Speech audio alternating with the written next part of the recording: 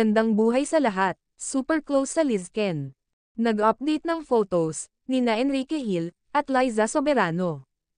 At may caption itong, 100 with love emoji. Maraming tagahanga ng Lizken, ang natuwa, sa pahiwatig ni Miss Jen. Ang pinaka-close, sa Lizken couple. Nagpasalamat, ang mga Lizken fans. Sa post na ito, ni Miss Jen Pabico. Dahil alam na nila, kung bakit nag-post ng ganun, ang close friend ng Lizken. It means, 100%, na love ng Lizken, ang isa't isa. Buo at matatag sila. May nagtanong pa sa comment section, kay Miss Jen. Kung ang Lizken sila pa ba?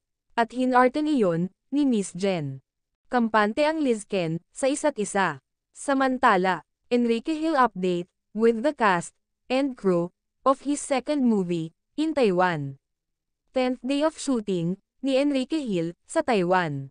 At makakasama niya nga dito, ang rumored na magkasama lagi, at dikit sa isa't isa, na sina Jane De Leon, at si Rob Gomez.